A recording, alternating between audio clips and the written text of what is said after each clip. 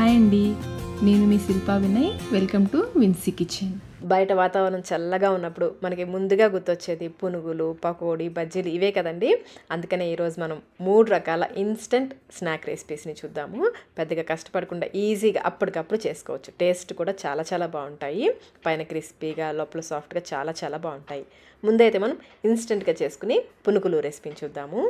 ముందుగా మిక్సింగ్ బౌల్లోకి 1 కప్పు అటుకులు, లావు అటుకులు 1 కప్పు వేసుకుని నీళ్లు పోసేసి ఒకసారి కడిగితే సరిపోతుంది. తగినన్ని నీళ్లు పోసేసి ఒకసారి ఇలా కలిపేసి ఇందులో నీళ్ళన్నీ వంపేసుకోవాలి. అస్సలు నీళ్ళు లేకుండా వంపేసుకోవాలి.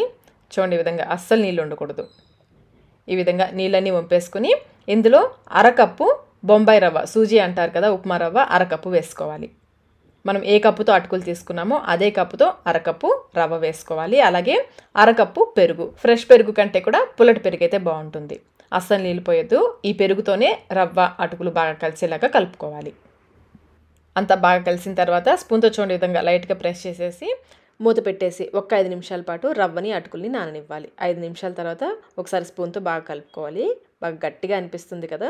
అసలు నీళ్ళు పోయొద్దండి. ముందైతే కావంటే చివరిలో కలుపుకోవచ్చు. ఇలా కలిపేసుకుని ఇందులో ఒక పెద్ద ఉల్లిపాయని ఈ విధంగా చిన్న ముక్కలుగా కట్ చేసి వేసుకోండి. అలాగే 2-3 పచ్చిమిర్చి, తరిగిన పచ్చిమిర్చి, సన్నగా తరిగిన కరివేపాకు, కొత్తిమీర కూడా వేసుకోవాలి. ఒక 1/2 టీ స్పూన్ జీలకర్ర, ఇంకా రుచికి సరిపడినంత సాల్ట్ ముందైతే కొంచెం వేసుకోండి. పిండి కలుపుకున్న తర్వాత ఒకసారి టేస్ట్ చెక్ చేసుకుని చివరిలో కూడా కలుపుకోవచ్చు. చేత్తో 1-2 నిమిషాల పాటు బాగా కలుపుకోవాలి. ఉల్లిపాయలో తడి ఉంటుంది కదా, పిండి కొంచెం పలచబడుతుంది. బాగా గట్టిగా ప్రెస్ చేస్తూ కలుపుకోవాలి. ఇప్పుడు చేతిని కొంచెం కొంచెం తడుపుకుంటూ పిండిని కలుపుకోవాలి. గట్టిగా ఉంటుంది కదండి పిండి, అస్సలు మనం నీళ్ళు పోయలేదు కదా. చేత్తో కొంచెం కొంచెం తడుపుకుంటూ పిండిని కొంచెం గట్టిగానే కలుపుకోవాలి. అప్పుడే మనకి పునుకులు ఎక్కువసేపు క్రిస్పీగా ఉంటాయి. పిండి చూడండి, ఈ విధంగా గట్టిగా ఉండాలి. పిండి చక్కగా ఈ విధంగా ముద్దయ్యే విధంగా ఉండాలి. ఈ విధంగా పిండిని కలుపుకోవాలి. పునుగులకి పిండి రెడీ అయిపోయింది. ఇప్పుడు డీప్ ఫ్రైకి సరిపడా నూనెని పెట్టేసి మీడియం ఫ్లేమ్లో బాగా కాగనివ్వాలి. చేతిని కొంచెం తడుపుకొని ఈ విధంగా చిన్ని చిన్ని పునుకుల్లాగా వేసుకోవాలి. కొంచెం కొంచెం పిండిని ఈ విధంగా చూడండి, చేతితో కొంచెం కొంచెం పిండిని తీసుకుని లైట్గా షేప్ ఇచ్చేసి నూనెలో వేసేసుకోవడమే. ఈ పునుకులు వేసేటప్పుడు ఫ్లేమ్ని మీడియంలో పెట్టండి. అలాగే నూనెకి సరిపడా వేసుకోవాలి. ఇవి వేగడానికి కొంచెం టైం పడుతుంది. నూనెకి సరిపడా వేసేసుకోండి. మీరు కావాలంటే ఇదే పిండిని గారెల్లాగా కూడా వేసుకోవచ్చు, వడల షేప్లో కూడా వేసుకోవచ్చు. వేసిన వెంటనే కదపద్దు. ఇలా లైట్గా మనకి బ్రౌన్ కలర్ వస్తుంది చూడండి, అప్పటి వరకు మీడియం ఫ్లేమ్లోనే వేగనివ్వాలి. ఇవి కొంచెం ఆ పచ్చిదనం తగ్గిన తర్వాత మధ్య మధ్యలో అటు ఇటు తిప్పుకుంటూ మంచిగా గోల్డెన్ బ్రౌన్ కలర్ వచ్చేంత వరకు వేయించుకోవాలి. చూడండి, చక్కగా వేగాయి కదా, ఈ విధంగా వేయించుకోవాలి. ఇలా వేయించేసుకుని నూనెలో నుంచి తీసేసుకోవడమే. ప్రాసెస్ చాలా సింపుల్గా ఉంది కదండి. అటుకులు, రవ్వ ఇవన్నీ కూడా అందరింట్లో ఎప్పుడు అందుబాటులోనే ఉంటాయి కదా. ఎప్పుడు కావాలంటే అప్పుడు చేసేసుకోవచ్చు. పునుకులు కూడా చూడండి ఎంత బాగున్నాయో. ఇదే విధంగా మిగిలినవన్నీ వేసేసుకోవాలి.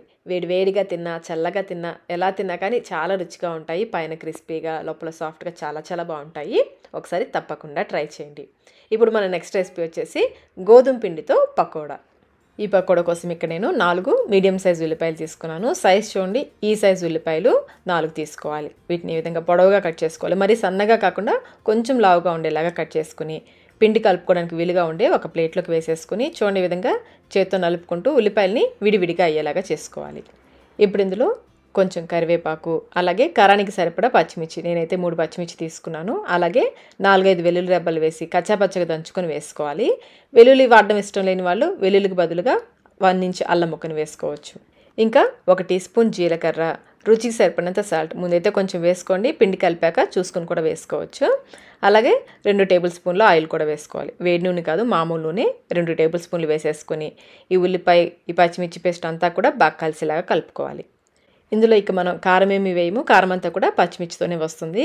దానికి తగ్గట్టుగా మీరు పచ్చిమిర్చి వేసేసుకోండి. బాగా కలిపేసుకుని ఇప్పుడు ఇందులో 1/2 కప్పు పల్లీలని, వేయించిన పల్లీలు పైన పొట్టు తీసేసుకుని మిక్సీ జార్లో వేసి పల్స్ మోడ్లో కొంచెం పలుకులుగా ఉండేలాగా గ్రైండ్ చేసి వేసుకోవాలి. అలాగే 1/2 కప్పు గోధుమ పిండి, అదే కప్పుతో 1/2 కప్పు బొంబాయి రవ్వ, సూజీ అంటారు కదా, ఉప్మా రవ్వ 1/2 కప్పు వేసుకొని బాగా కలుపుకోవాలి. ఈ పిండంతా కూడా ఉల్లిపాయలకి బాగా పట్టేలాగా కలుపుకోవాలి. ముందు నీళ్ళు పోయకుండా బాగా కలుపుకోవాలి. బాగా కలిసిన తర్వాత మధ్య మధ్యలో కొంచెం కొంచెం నీళ్ళు పోసుకుంటూ కలుపుకోవాలి. నేనైతే 1/4 కప్పు నీళ్ళు తీసుకున్నాను. అయితే మొత్తం నీళ్ళు ఒకేసారి పోయకుండా కొంచెం కొంచెం పోసుకుంటూ పిండిని కొంచెం గట్టిగా ప్రెస్ చేస్తూ కలుపుకోవాలి. ఇలా కలుపుకోవడం వల్ల రవ్వ చక్కగా నీళ్ళని పీల్చుకుని నానుతుంది. కొంచెం కొంచెం పోసుకుంటూ కలుపుకోవాలి. కొంచెం గట్టిగా ప్రెస్ చేస్తూ పిండిని కలుపుకోవాలి. శనగపిండి పడని వాళ్ళు చక్కగా ఈ విధంగా గోధుమ పిండితో చేసుకోవచ్చండి పకోడీ. చాలా రుచిగా ఉంటుంది. గోధుమ పిండితో చేసినా కానీ చాలా రుచిగా ఉంటుంది. పిండి కన్సిస్టెన్సీ చూసారు కదా, ఈ విధంగా ఉండాలి. ఇలా కలిపేసుకుని కొంచెం కొంచెం పిండిని తీసుకుని బాల్స్ లాగా చేసుకోవాలి. మరి గట్టిగా ప్రెస్ చేసేయద్దు. మీరు ఈ విధంగా బాల్స్ లాగా చేసుకోవచ్చు, లేదంటే వడల్లాగానే చేసుకోవచ్చు. ఇలా ఒక వాయికి సరిపడ బాల్స్ వేసేసుకుని ఒక ప్లేట్లో పెట్టేసి పక్కన పెట్టేసుకోండి.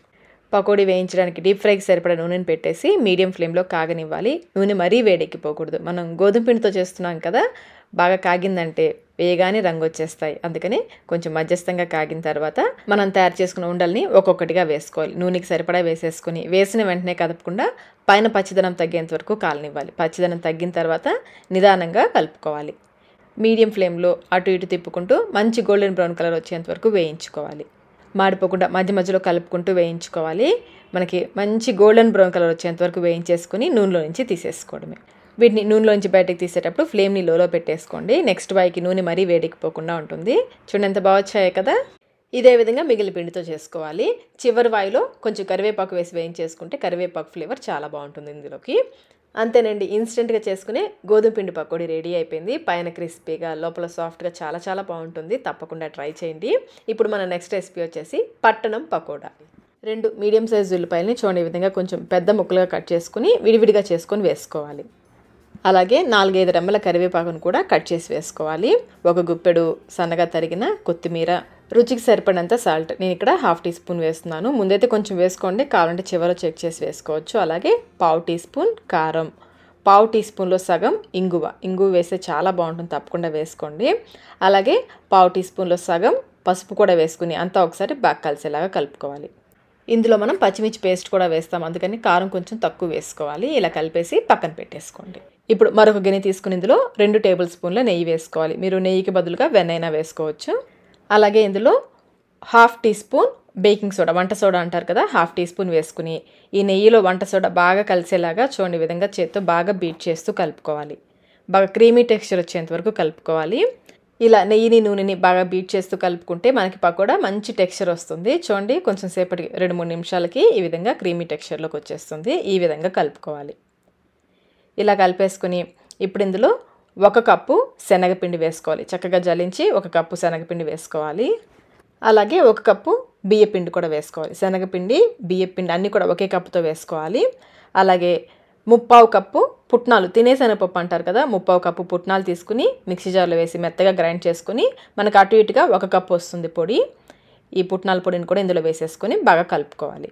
శనగపిండి, బియ్యపిండి, పుట్నాల పిండి 3 కూడా సమానంగా తీసుకోవాలి. ఈ నెయ్యి అంతా కూడా పిండికి బాగా పట్టేలాగా చేత్తో రబ్ చేస్తూ కలుపుకోవాలి.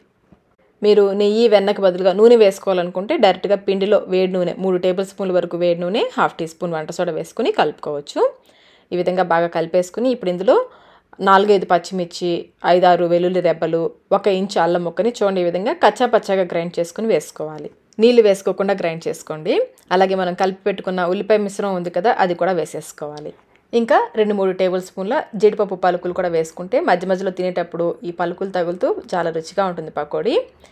ముందే నీళ్లు పోయకుండా ఈ ఉల్లిపాయ మిశ్రమం పిండిలో బాగా కలిసేలాగా కలుపుకోవాలి. బాగా కలుపుకున్న తర్వాత ఒకసారి టేస్ట్ చెక్ చేసుకోండి. మీకు ఉప్పు కానీ కారం కానీ తగ్గితే వేసి కలుపుకోవచ్చు.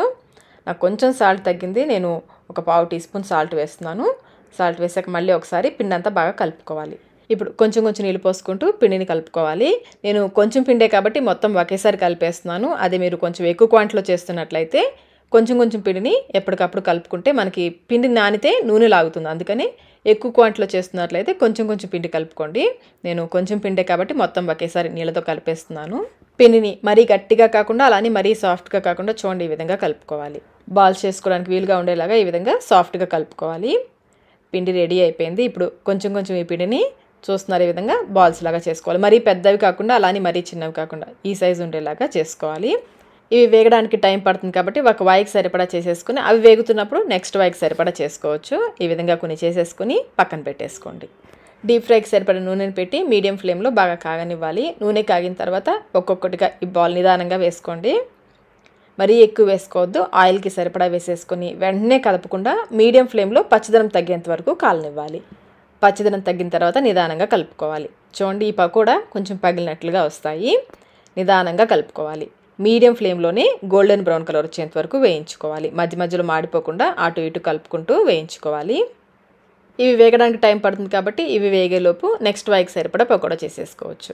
చూడండి, ఈ విధంగా మంచి గోల్డెన్ బ్రౌన్ కలర్ వచ్చేంత వరకు వేయించేసుకొని నూనెలోంచి తీసేసుకోవడమే.